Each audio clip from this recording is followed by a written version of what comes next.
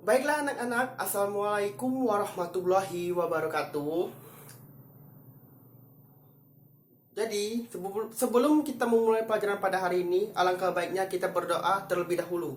Dipersilakan kepada ketua kelas untuk memimpin doanya. Terima kasih kepada ketua kelas. Dipersilakan untuk duduk kembali. Dan selanjutnya kita akan tunggu dulu.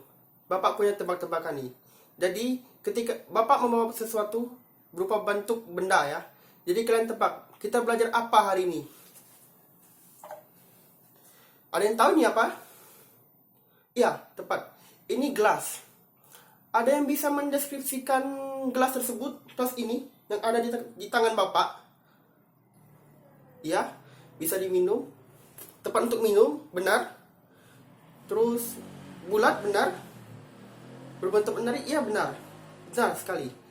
Tepat sekali apa yang kalian sampaikan. Jadi kalian semua tahu kita belajar materi tentang apa? Ya, benar. Hari ini kita belajar tentang teks deskripsi.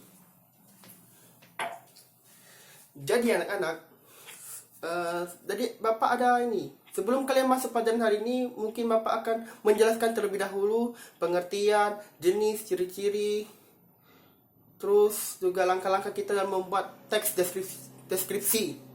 Terus yang pertama, pengertian teks deskripsi. Teks deskripsi adalah suatu paragraf yang berisi tentang pemaparan di mana gagasan utamanya disampaikan dengan cara langsung atau jelas sesuai dengan apa yang menjadi topik kepada si pembaca.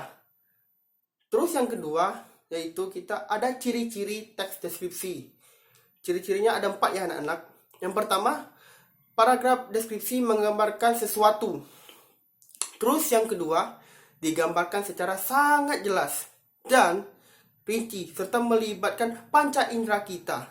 Terus yang ketiga, membaca teks deskripsi maka seolah-olah penulis merasakan secara langsung apa yang sedang dibahas dalam teks tersebut. Terus yang keempat, di dalam teks deskripsi menjelaskan ciri-ciri fisik objek seperti bentuk, ukuran, warna, atau ciri-ciri psikis atau keadaan bentuknya. Yang ketiga, yaitu ada struktur teks deskripsi. Yaitu ada 3. Yang pertama, identifikasi, yaitu penentu identitas sesuatu yang akan kita tulis dalam teks. Yang kedua, klasifikasi, yaitu penyusunan bersistem dalam kelompok menurut kaidah atau standar yang telah ditetapkan. Terus yang ketiga, deskripsi bagian teks yang berisi tentang gambaran-gambaran bagian di dalam teks tersebut. Terus ada jenis-jenis teks deskripsi. Yang pertama, deskripsi subjektif, yaitu jenis paragraf yang memaparkan atau menggambarkan objek sesuai dengan kesan atau pengalaman dari si penulis. Terus yang kedua, itu ada deskripsi spasial, jenis paragraf yang memaparkan atau menggambarkan objek hanya berupa tempat, ruang, atau benda. Terus yang ketiga, itu ada jenis deskripsi objektif. Artinya, menggambarkan objek sesuai dengan keadaan sebenarnya tanpa adanya rekayasa atau opini dalam penulisannya. Artinya, kita dalam menulis teks deskripsi ini secara nyata dan langsung. Terus, yang terakhir, langkah-langkah dalam membuat teks deskripsi. Jadi, ada 5 ya anak-anak, 5. Yang pertama, menentukan tema objek yang akan dibahas. Terus yang kedua, menentukan tujuan pembuatan teks tersebut. Yang ketiga, mengumpulkan data dengan melakukan observasi terhadap objek. Yang keempat, menyusun data menjadi suatu karangan dalam bentuk tulisan.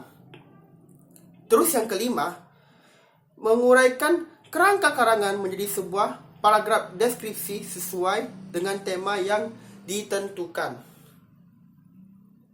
Jadi anak-anak sampai di sini ada yang sudah paham?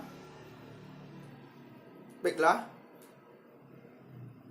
Jadi mungkin Bapak hanya menyampaikan jenis-jenis, pengertian, struktur, dan langkah-langkah dalam membuat tes deskripsi.